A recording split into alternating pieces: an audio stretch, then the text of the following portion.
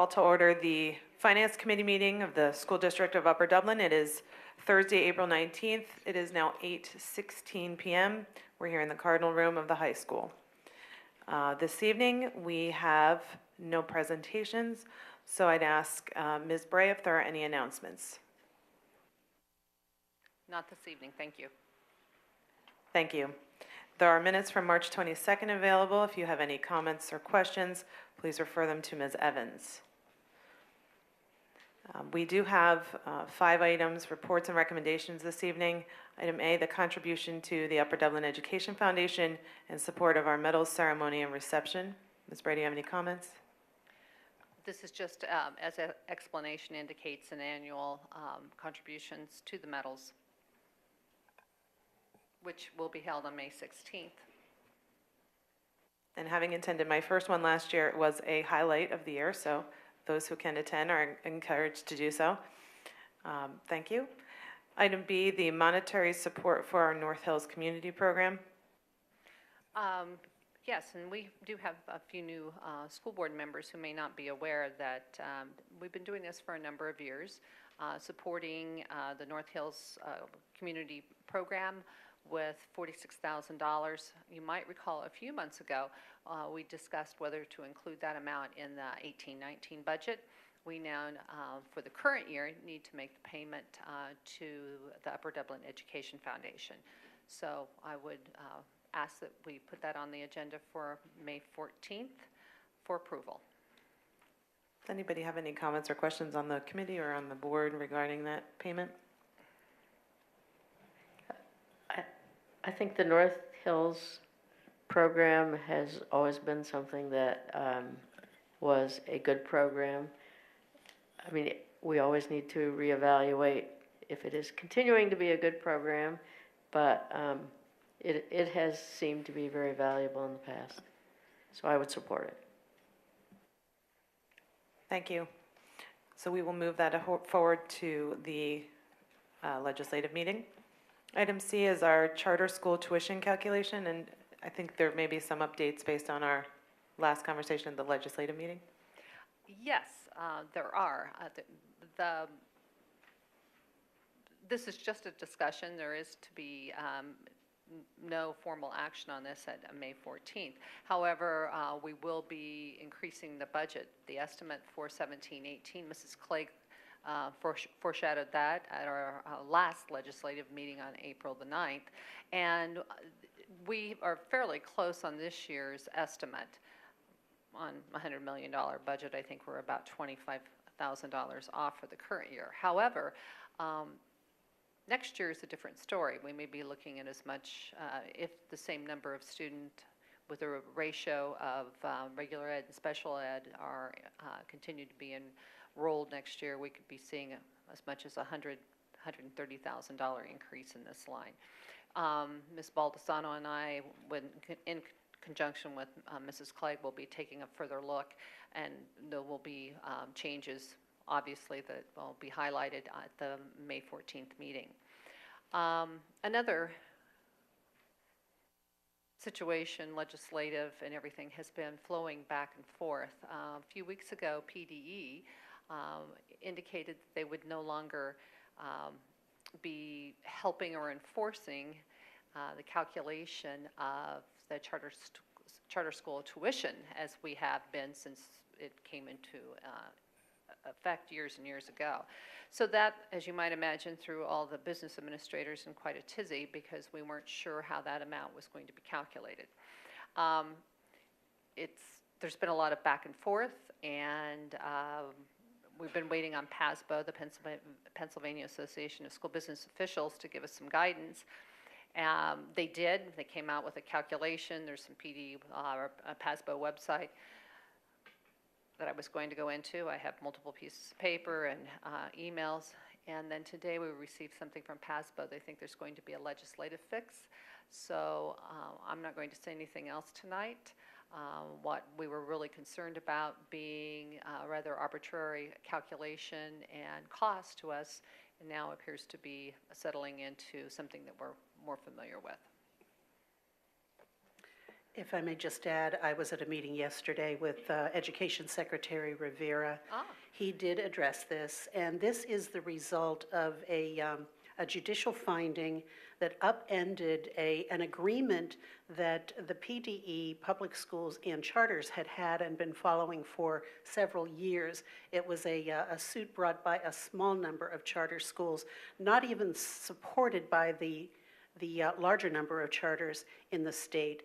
But they are aware of the great concern and the problems this is causing for public school districts. And as Ms. Bray said, they are working with the legislature to try to provide more guidance for this. So they were as caught off guard as we were by the nexus of this from the court case. So to be continued. Thank you. Definitely something to keep our eyes on. The next item is, I'm sorry, Ms. Chopier, apologies. No problem. The increase in tuition that you talked about earlier, that's not because you're expecting the numbers to be the same, but just the cost of the tuition to go up, or? I'm sorry that I wasn't clear. Yeah. We've had several students enrolled this year Right. after having really a very steady number each year spent on charter school tuition in the range of $175,000 to maybe the most, again, during my tenure here of being $220,000. We've had, Mrs. Clegg probably remembers better than I do, what, 8 additional students enrolled this year? 10. Okay.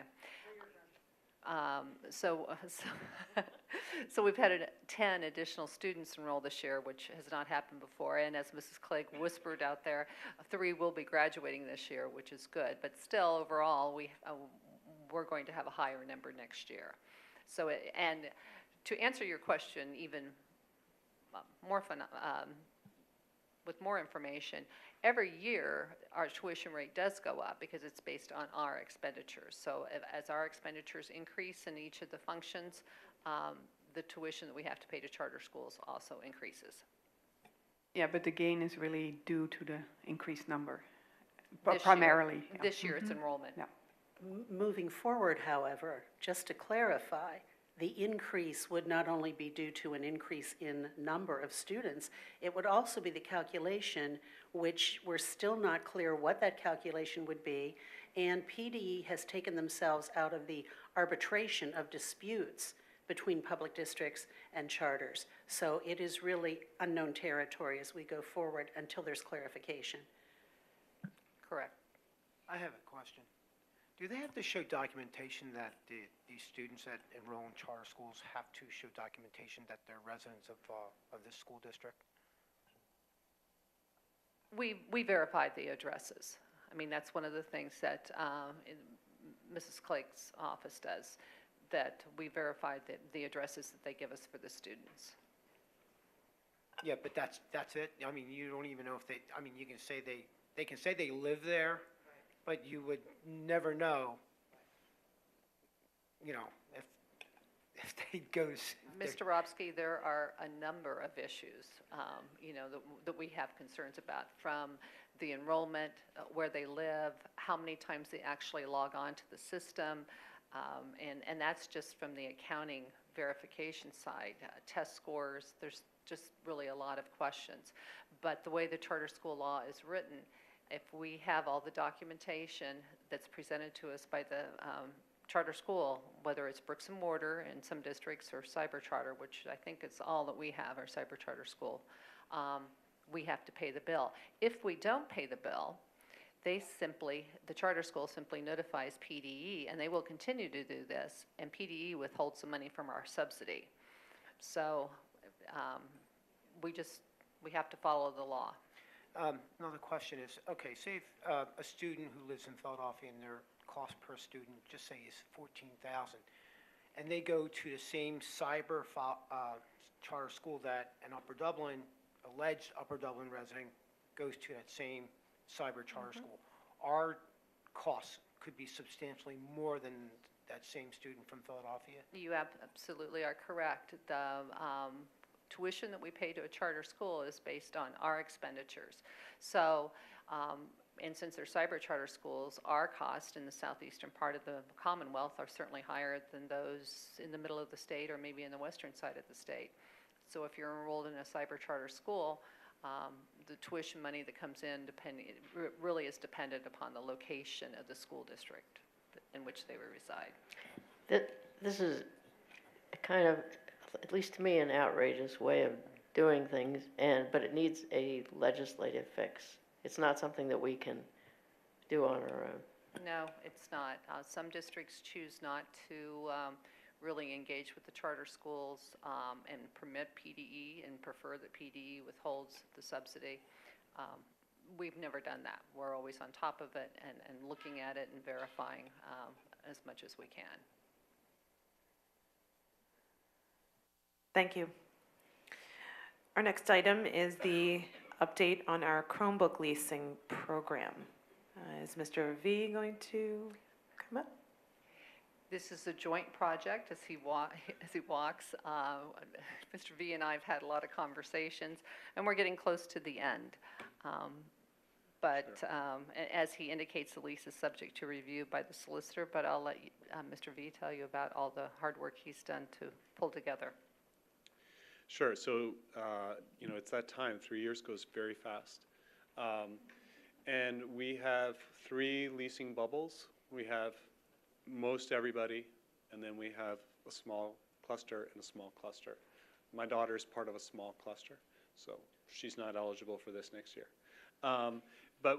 So the process involved the review of the device, also with a looking at finances and what we're asking of our families. So one of the things that I've tried to do is bring our technology fee down to what our peer districts do, and they range anywhere from $25, $30 to $50, and I wanted us to be at least at 50. So that's what we're going to move forward with. I will still aggressively always work at getting that down.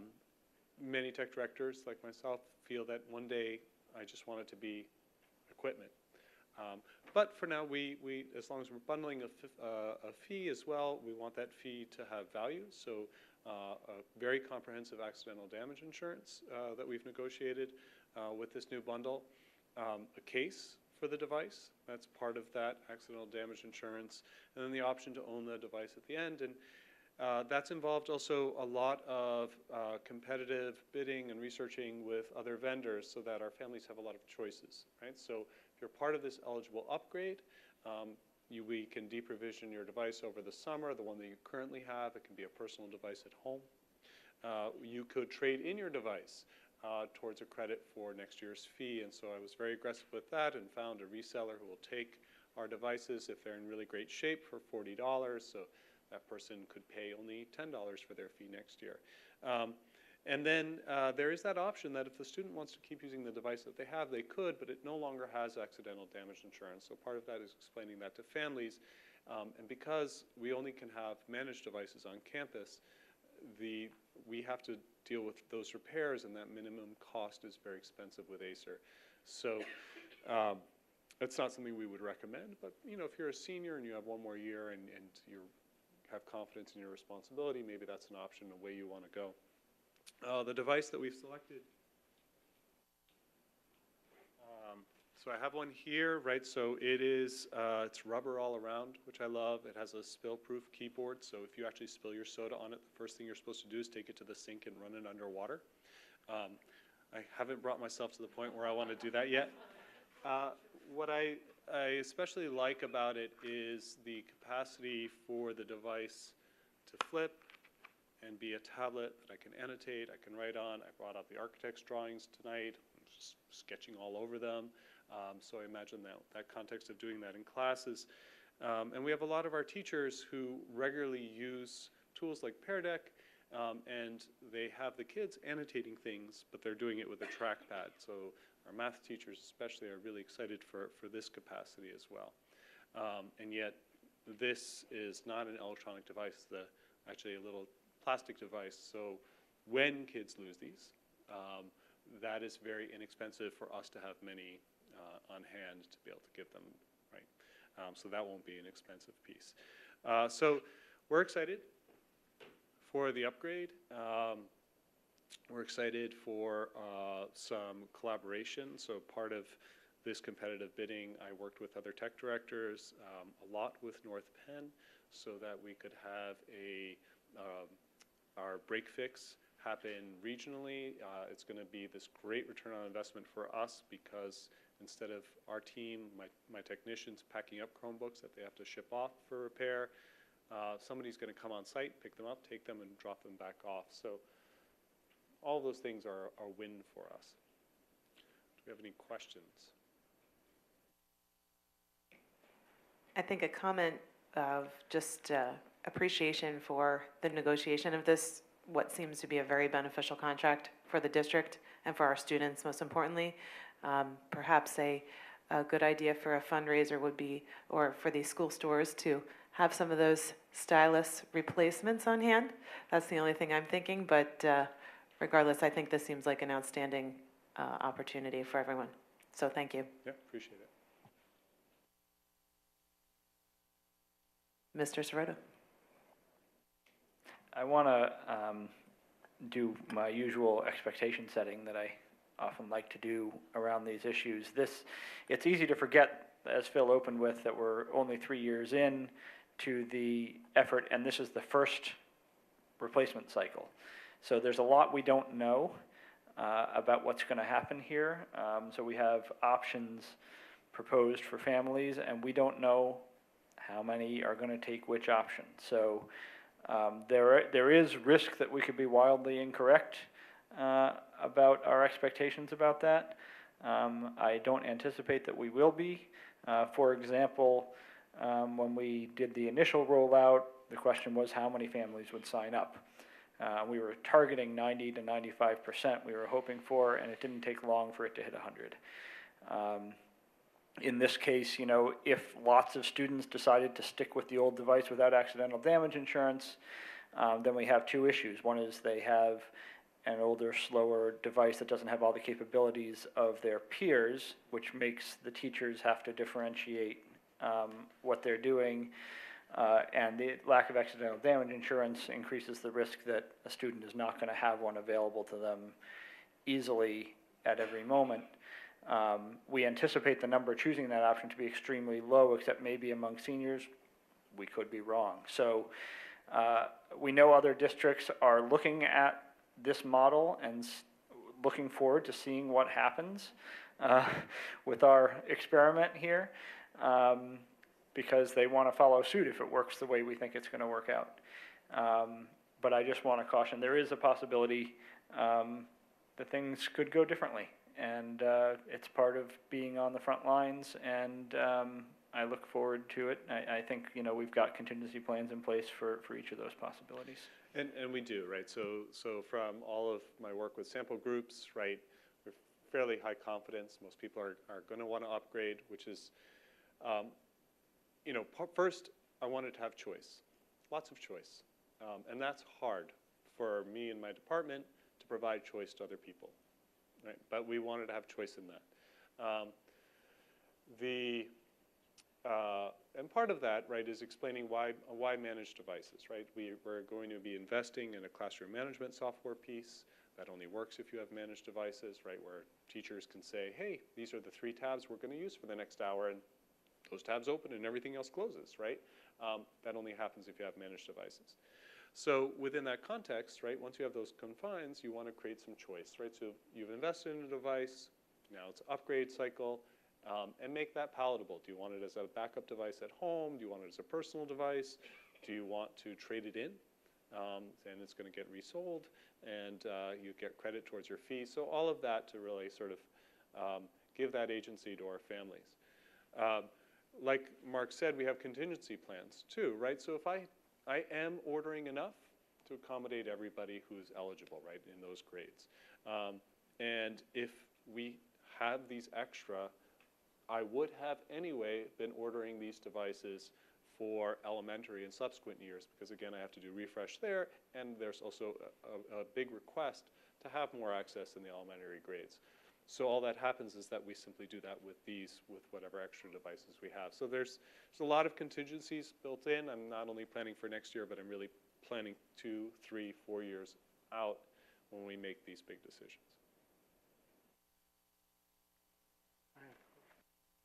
Dr. Levinowitz?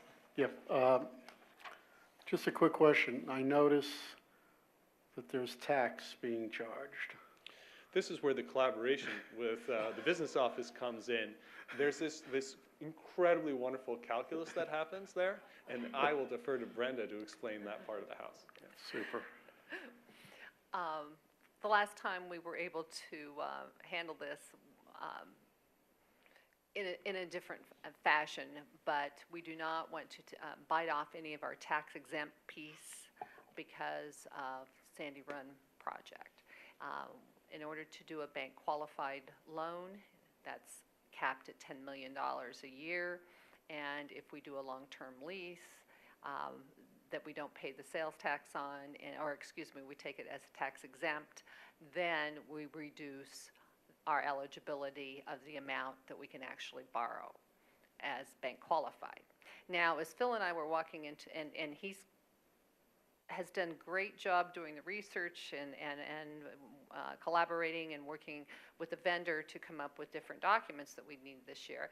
And as we were walking into the building together, I said, well, the current bond market is changing such that there may not be enough of an incentive for us to even really worry about bank qualified. So just in full disclosure of how much we've been talking about this.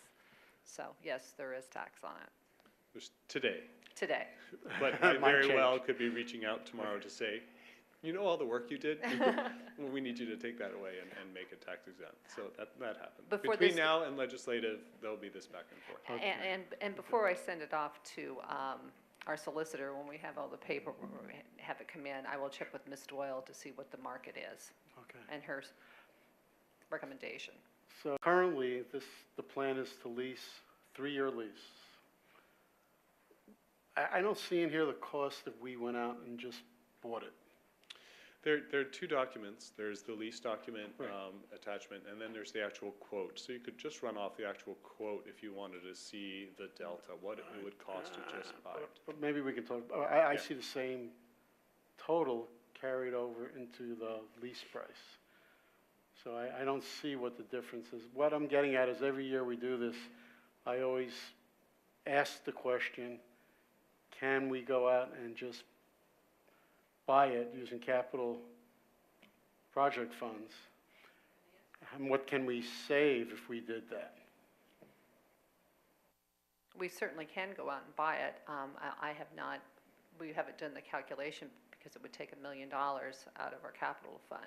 I don't know, but it would With, come with, back. with this I know. type of project, again, just going back to defining capital, this really has become operational. It's part of our day-to-day operations. And with that large of a payment. We certainly could calculate the delta, right, and bring that back in an update. Yeah, like that delta. We'll do it. Yep, thanks. Thank you. Okay. We now have the proposed updates for the final 2018-2019 budget. Ms. Bray?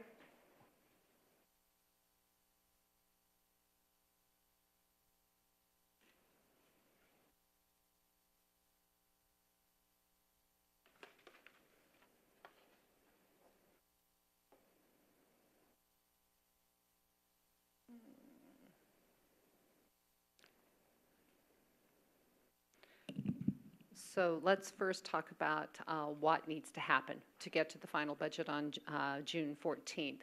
At the May 14th meeting, we need to have, there will be a motion before the entire board to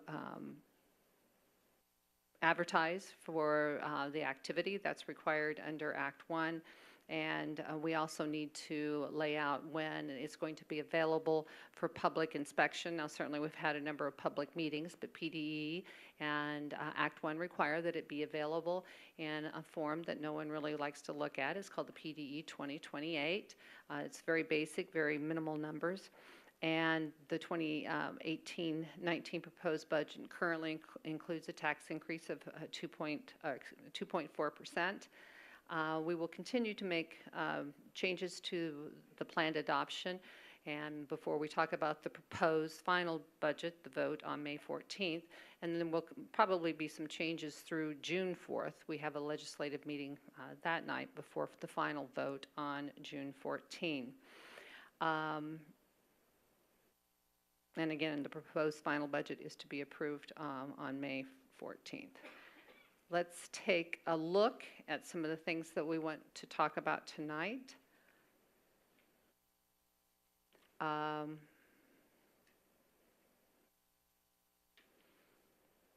Real estate tax scenarios. I've always been very clear throughout this year that our real estate tax currently includes a tax increase of 2.4%.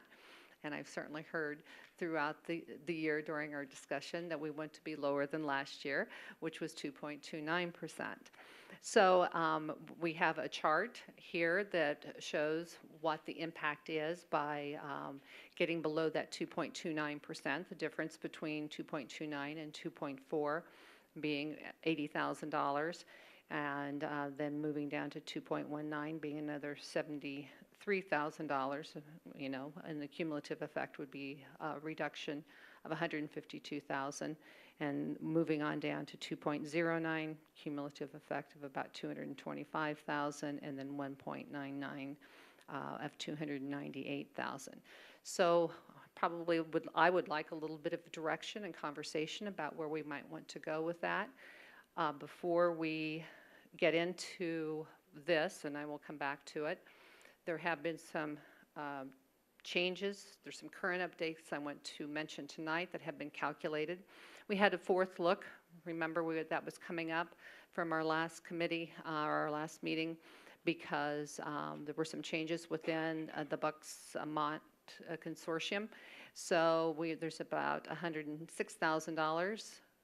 Ms. Baldessano has calculated $106,401 of additional savings. And also, since the last time, you probably all remembered that like the third or fourth bullet item on every budget presentation is staffing meetings continue.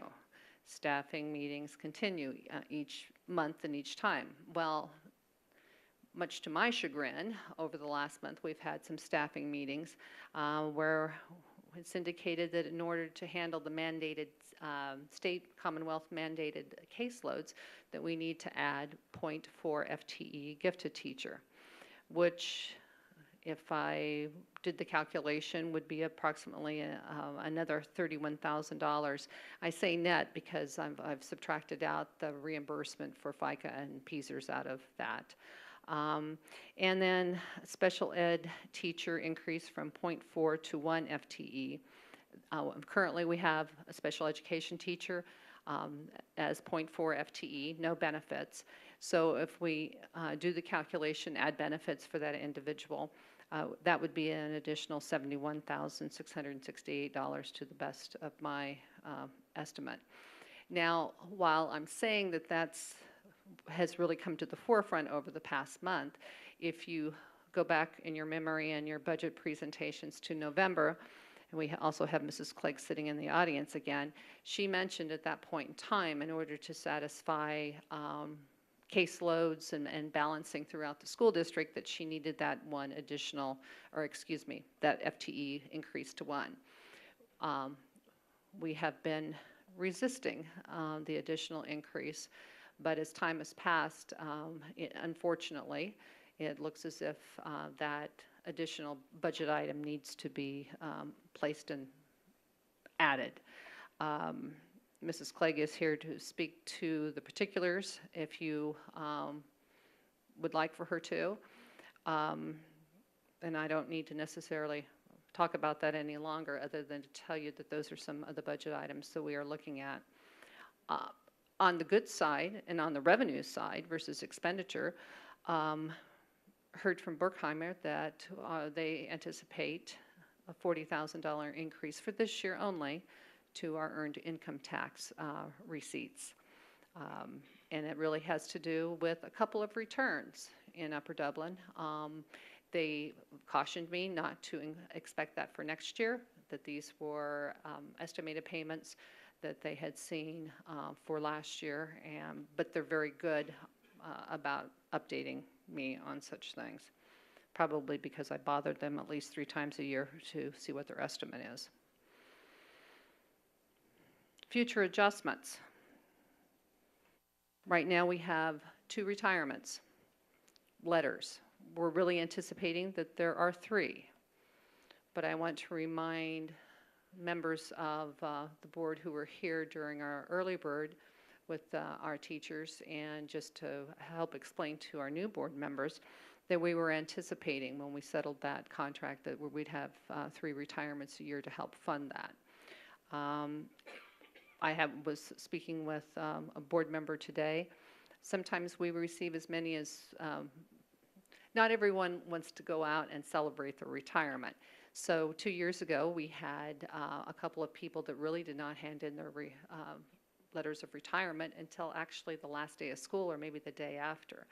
So in full disclosure, we may receive another 1 or 2, but right now, based on a lot of conversation with Mr. Sigafus, 3 is probably what we're looking at, and we will calculate that and have those estimates to included in the May 14th presentation. I don't think I need to talk anymore about the charter school increased enrollment. We will be working with Mrs. Clegg, as I did indicate earlier, to come up with those numbers, which will be part of the plus and minus, again on May 14th. We have some assessment appeals. Actually, we have about 20 assessment appeals that are currently outstanding.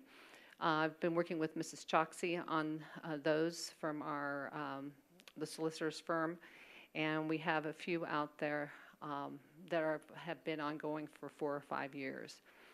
While I'm not going to make any changes for this year, I do anticipate that we will have some refunds in the Fort Washington Office Park for properties located on Virginia and Commerce, those 2 particular drives. Again, going from kind of the negative to the positive, we're going to have some increases and changes in estimates for 17-18, which might impact 18-19, but probably not. Real estate taxes, right now, we need to go over and looking to see if we're going to have any refunds that we have to pay out before the end of the year, but that's looking favorable. Transfer taxes, although not nearly as favorable as what we've had in the previous 2 years, we may be trending a bit ahead of what we've estimated for the current year. Likewise with delinquent real estate taxes. And the one that Jen and I took a look at today, and it's not on the list because it was so late, is interest income. We probably will want to increase that for the operating fund. While I've complained about that for years, right now, when we're looking at borrowing $70 million, I'm not so thrilled about that. But anyway, we'll probably have an adjustment to this year's interest income as well as last year. Or next year, although I will point out that it's still not the $550,000 that it was the first year I was in Upper Dublin. Transfers to other funds, we may be looking at a transfer of the $250,000 budgetary reserve.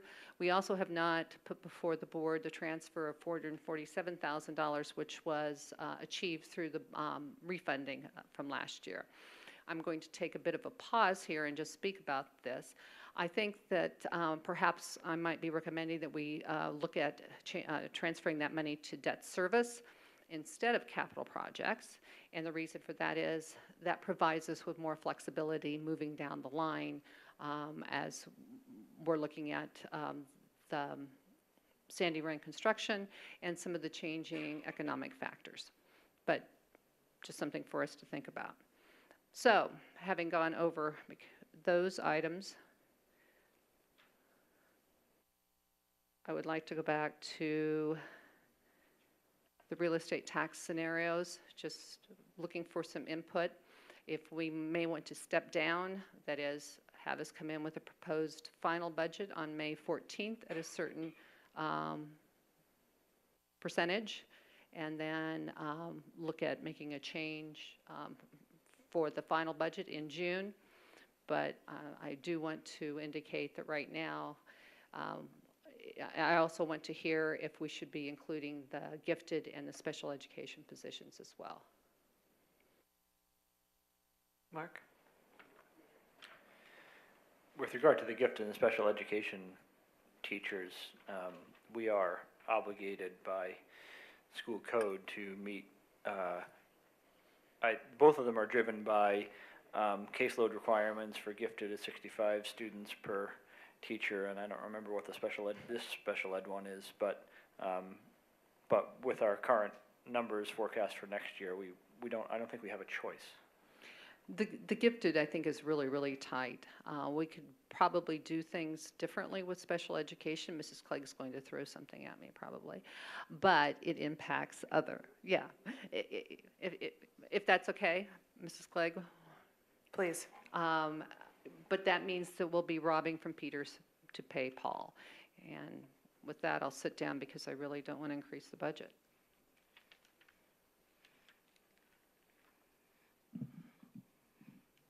Thanks for having me tonight. The .6 means a lot to the special education department, and that's why I'm here to answer any questions as far as justification of why that is necessary. Just to give you an estimate of the increase in special education, at our child count in November, we reported 540 students in special education. We're up to 621 now. So in a matter of 6 months, we've gone up a lot of students, right? So in that respect, all of those students are going into caseloads. What we're talking about to make that 1.0 is at Thomas Fitz Elementary School. They are projected to have an increase of 19 students this year, and they average about an increase of 15 students per year. We have 2 learning support teachers there. The caseload by PDE is 20 for supplemental, 50 for itinerant. Most of the students at the elementary level are supplemental. Since I've been here since 2013, we had 33 FTE special education teachers. With the increase of the .6, that would move us to 40. So it's an increase of 7 over 5 years' time. 4 of those positions were the board's commitment to the co-teaching at the high school. It wasn't based on caseloads. It wasn't based on the PDE compliance. It was for the support of the 9-10 restructuring. And so that in mind, I can tell you that the caseloads at the high school average between 9 and 14 per learning support teacher. So it's a dramatic difference, but they are not without a lot of responsibility in the co-teaching and the planning and the modifications of curriculum with the staff. So they are very, very busy, but nonetheless, they're well under caseload, where at the elementary, they're coming up higher. And that's the dilemma. So when Ms. Bray talked about, are there ways that we can correct it without making the .6? Sure. It would be the restructuring of the 40 people, or the 39.4 people that we have. And where I would have to go, based on the numbers at the middle school, would be to the high school to reassign some teachers back to the elementary. We can do that, but again, there's a impact to the co-teaching when we decide to do that. And I know that the board has spent a lot of time investing in that, and so I'm hesitant to go there if we don't have to. But if we do, I can still be in compliance, but it would be at the expense of moving some teachers from the high school down. If I may add, this has been a topic of deep conversation over the past 2 months. And reluctantly, because we were hesitant about adding more positions, we all agree that the work that's happening at the high school is vitally important, as is maintaining caseloads that are not only within code, but also manageable for our special ed teachers at the other levels. So this is not, this was not a decision made lightly, but I commend Mrs. Clegg and Ms. Bray and Mr. Schultz, who's been a part of this discussion, for coming to this decision that we do need to request this .6 position from the board. Dr. Ledwig? I really would not like to take anything away from the co-teaching at the high school. I mean, if anything, it'd be nice to increase that, but I wouldn't want to take any away. So I guess reluctantly, as everyone else said, I would support that. Yeah. I'm sorry to push our other desire to have a second tech coach sometime soon below that, because I think that's another important need that I would like us to get to as soon as we can. And we understand and agree with that. We look at the last several years where we prioritized first the high school. Now we're moving toward adding the instructional support specialist positions at the elementaries and looking at technology ideally for next year as part of the budget. So as we are doing with capital improvements, et cetera, we have created a list of anticipated needs, and we are moving forward with that plan. And every once in a while, something comes up such as this, and we have to, as we do, monitor and adjust. But Right. we really appreciate your support for technology as well, knowing that we still have some catching up to do with patching the holes in our organization.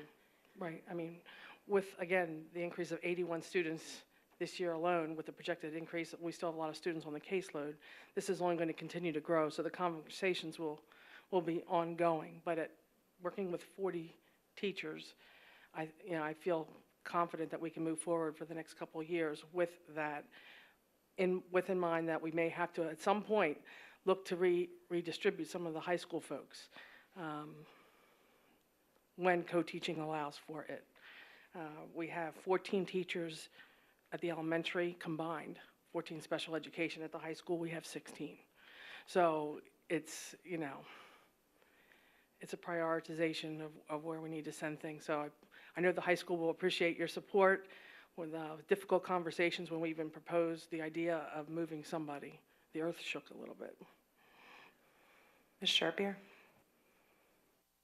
The increase over the last couple of months, is that due to different diagnoses, or what's the cause for that large increase?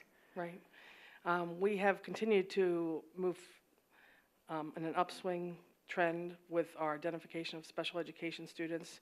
However, it moves in alignment with the state's increase as well.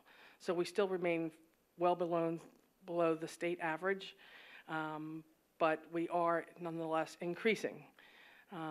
Mostly we're seeing a spike in other health impairment as the disability category. The correlation, again, when we talk with our psychologists a lot about this, and there's lots of factors that are impacting students' eligibility, and they would be much more suited to discuss that. I couldn't say it's one thing or another. The rigor of the curriculum, the level of differentiation that we can do, and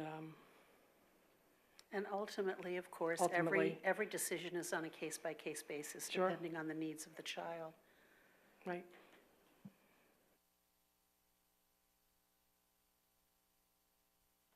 And the .6, is that going to the elementary school? Yes. Middle school?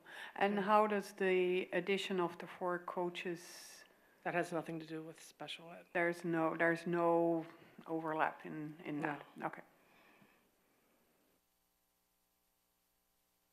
Mr. Schroeder?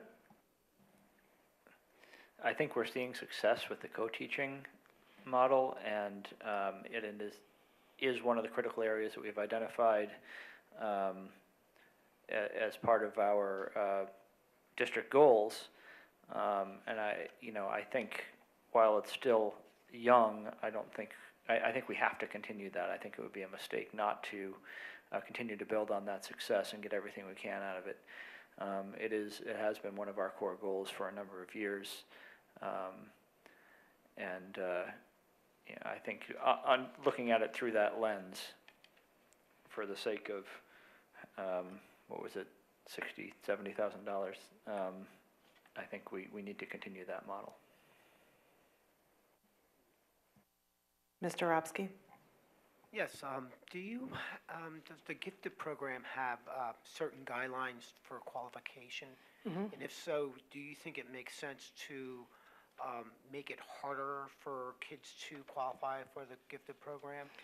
Well, I know the gifted committee is looking at the multiple criteria. I mean, there's always an examination of that, because what the chapter of law says is that you have to have an IQ of 130 or multiple criteria. Used to be and when it was changed to or, it opened, the divide for many more students to be eligible. So the actual multiple criteria is established by the district. And so a look at that through that committee, I don't know, I Mr. can speak to Sirota, that. Okay. The Gifted Curriculum Review Committee, we met earlier this week, and the process by which students are assessed to enter the gifted program has been altered and improved over the last year, and we are continuing to constantly look and reevaluate that process. However, there are laws in place in the state around what qualifies a student for gifted education, as you mentioned. Part of it is cognitive ability or IQ testing, and then, of course, there is a matrix that we use of other factors that go into that. So we have some flexibility in terms of how we look at things and the assessments we use, but we are bound to the law. And so that is, what we're trying to do. And as a person that, on a sidebar, case manages students every day and additionally works in a co-teaching environment, I just want to say that I do support the positions that are required, because we have seen improvements across the board with our students, especially at the high school. And I think to give up on that now, or to not fully support what's happening, I think would be a mistake both for our students, but also the staff who are juggling many balls in the air at the same time. So with that said, any other comments or questions about this subject? Yes, Mr. Sirota. Can I just add on the gifted identification subject? I mean, it's a worthwhile point that we should acknowledge that gifted education is an unfunded mandate from the state. The more students that we identify, the more cost we incur, because they are more expensive to educate than standard education. That said, the committee has identified a set of core topics to investigate. We've talked about splitting off a separate subcommittee to specifically look at identification, and certainly these kinds of questions can be one of the things that go into that conversation. We'll make sure to bring that back. However, one other thing to consider, which is one of the reasons why multiple criteria are important, is we don't want to go in the area of disadvantaging our disadvantaged students. We want to make sure that we allow criteria that are fair and not culturally biased and various things like that. So that's just another factor that goes into figuring out what the criteria should be. And similar to the special education, how we look at reallocating staff and redistributing their responsibilities, there is no certification for gifted education teacher. So in essence, you could designate there's 65 per 1 per FTE, but you could have, there's ways to creatively look at how you can have a teacher's responsibility be 0.75 regular education, 0.25 gifted. And that's how we do it even at the high school, in order to meet the caseload requirement with the folks that we have. I believe there's a requirement that it's not a certification, but that the grade levels align with the regular ed certification and the grade level they'll be servicing. Right. But that's pretty much it for who may serve as a gifted education teacher. And the part of the particular reason I forgot to mention that this is happening this year is that in the past, when our fifth grade class has moved out of elementary into the middle school, it has resolved the problem of the incoming younger students, so the caseloads tended to continue to balance. And this year, it is not resolving itself by the students who are moving to middle school. We have had a deeper pool of kiddos at the younger levels get into the program. So, anybody else? Okay. Seeing no additional comments, thank you, Mrs. Clegg. And Mr. Vinagrata for your comments this evening. We have public comments, so anyone who would like to come up, I'm sorry, community We input, need, no, wait. We still gosh. need, Yeah. the we still need to taxes. go back to the tax question. Sorry. We got a sidebar and now this is just a, Well, no, we addressed the That was part. expenditure side. yes, And now we need to, Revenue. Give me a little bit of assistance here with what we want to do on the revenue side for 18-19. And I know it's getting late, so perhaps that was the reason why you wanted to jump. We've been here a long time. So, with someone from the committee, Dr. Ludwig. Well, over the last few years, I know a number of us, including myself, have wanted to make sure the tax increase was lower each year. Ideally, I would like to see it 2% or under. I mean, I can't do all the math in my head of the things that we've just added and subtracted. So I don't know where we are. I mean, I think there's increases in assessed value, but that might already be built in to the budget already. yes, that was brought in at the last time. We will have one more look before May 14th, and that can be a change as well. But anyway, I don't know. I mean, I'd like to see the lower number on this chart, if we can do it. I mean, it worries me a little bit with some of the things we've talked about with, and you know, I would rather go up a little bit than give up the teachers that we need to hire, that we want to hire, the instructional support specialists, and keeping the co-teaching.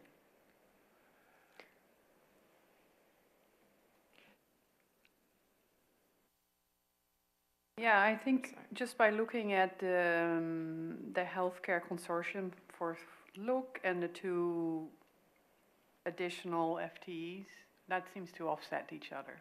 Is that correct? Close, yes. Yes. Mhm. So that leaves us, the other unknowns that you have here on the back of the page. So that is really what we're talking about in terms of our percentages, or is that right? That's certainly one way that we can look at it. Right, yes. And then there's the fund balance, yeah. All right. Okay, thanks. One thing that perhaps, if we might take our, drop a reduction in 2 steps this year.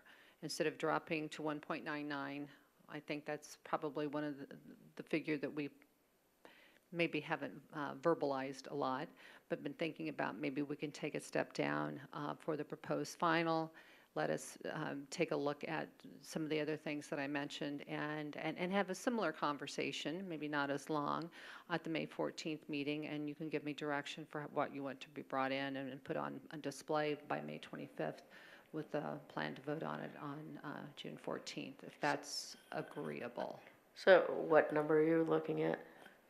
Well, 209? remember, I'm the business administrator. I would probably say 219, but be okay with. But All right, oh, when you do the proposed final, we'll have the revenue and the expenses. You will and have all We'll of have the them. whole chart, Yes, and then we can kind of think about it again. that's correct. Last year, we really did this conversation at a legislative meeting, and I was just trying to move it more into a committee scenario.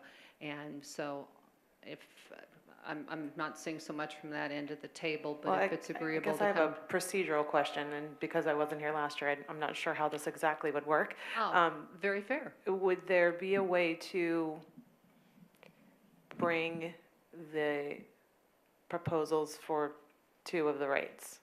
So if we're sort of in between and we're not sure where we want to go, I mean, I think we'd all like it to be as low as possible. So, so if we're looking at 2.19 or 2.09, and we think that that's a reasonable place to be, you know, can we look at what both of those would look like and what we would have to keep or cut? I don't know if there's other, of course, the answer is, and procedurally, yes, we can do that. We have done that before. We've had as many as 4 options. Right, procedurally, we can just pick a number at the final vote and vote on it. I mean, right, I mean, we don't, oh, it has to be advertised, but, I mean, aside from the advertisement, we're not locked in until we make a final vote. I think with regard to what we should do here, I'm not on the committee to make a recommendation for what to bring to the legislative, but I think the entire, or at least a majority of the board, if not the entire board, would agree with me that we want to be below where we were last year. And so the highest, safest number to bring is 2.29. We certainly don't need to bring 2.4. Understood. so- That's a given. Yeah. Right, 229 last year, which is right.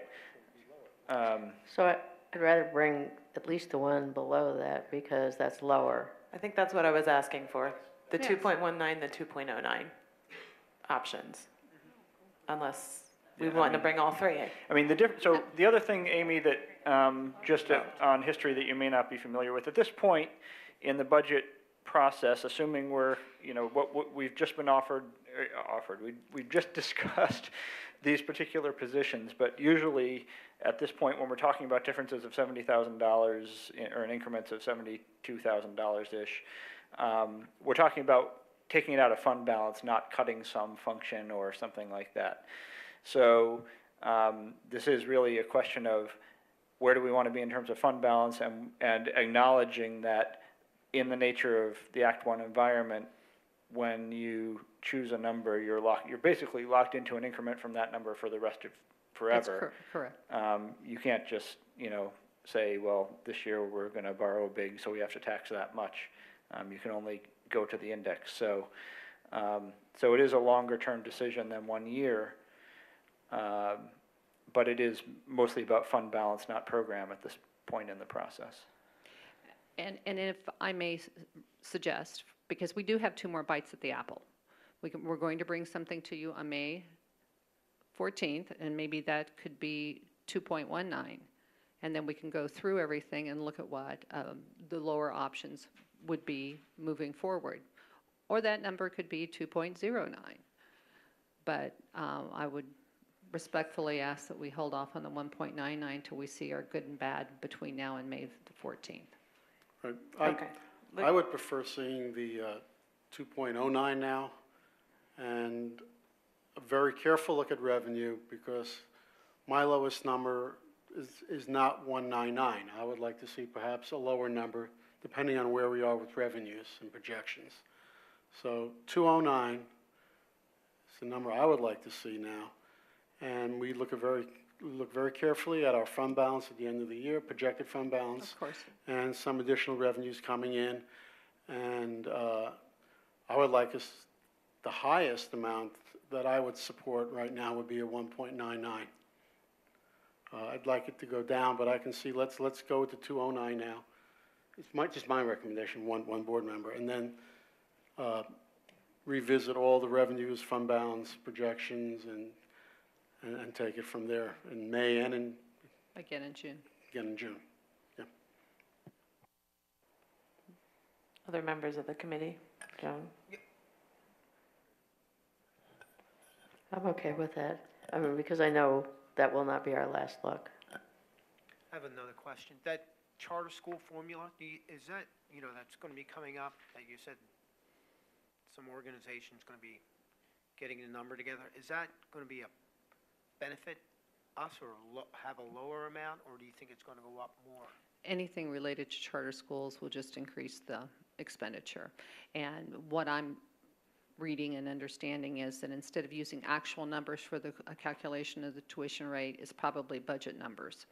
Budget numbers, because I need to be conservative, are always higher. And so that's going to drive the tuition rate up for charter schools. So in other words, we have another increase to the expenditure budget.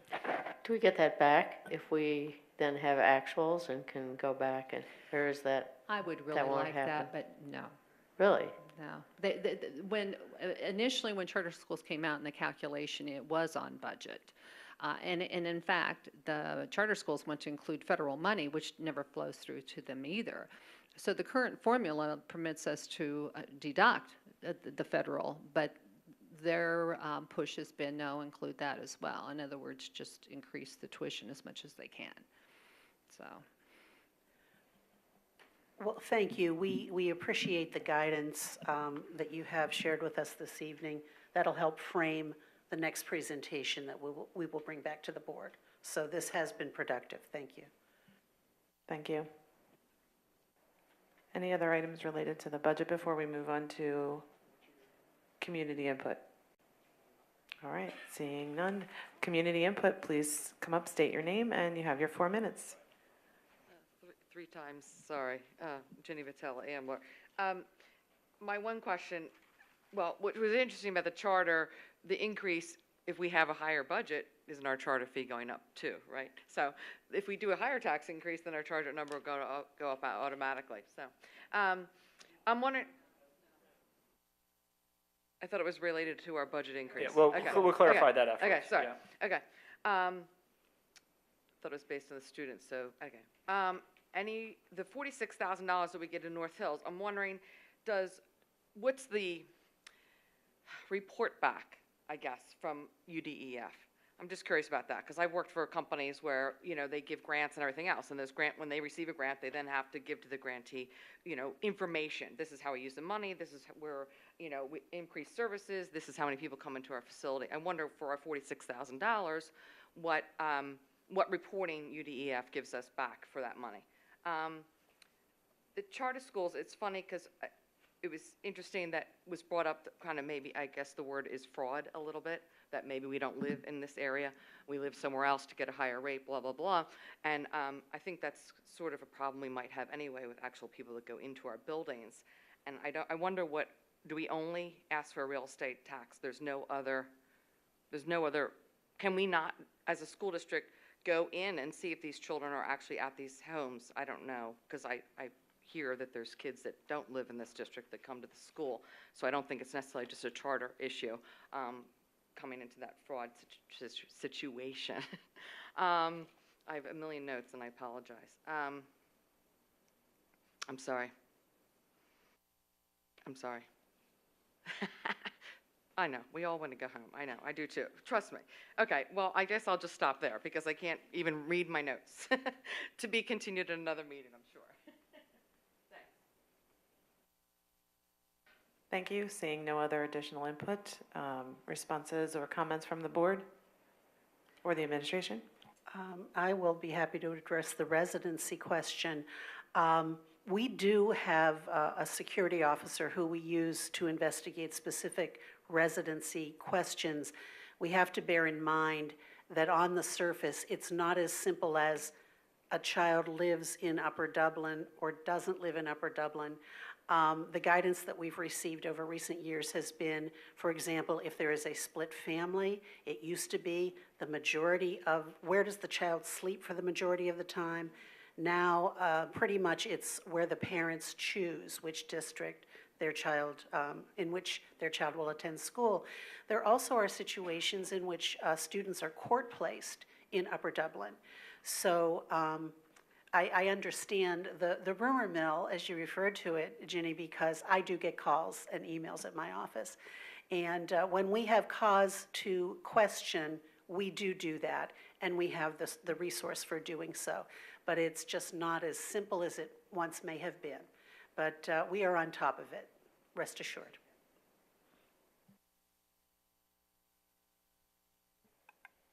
Do you want to do North Hills or what? Actually, I was going to do the charter schools, Oh, but okay. the charter school tuition really has nothing to do with our real estate tax millage or rate. It's based on our expenditures. And so there's certain expenditures that they take together, and then it's divided by our average daily membership. It's all very mathematical, but it has really nothing to do with the tax rate.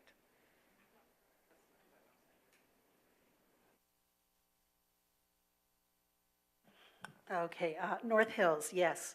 We do have reports every year, and throughout the year, we do pay close attention to the numbers of students who are attending the program, to the interactions between, and I'm very proud of the fact that there are regular and consistent interactions between our teachers at specifically Thomas Fitz and Jarretttown and the teachers who are in the after-school program, because there also is a grant involved. Our $46,000 is not the sole funding stream for this program.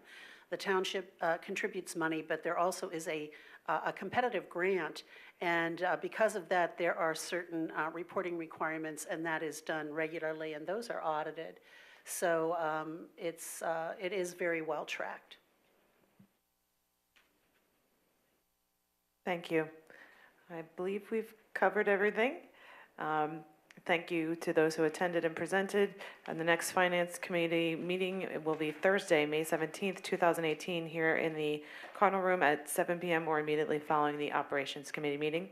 Thank you, and the meeting is adjourned.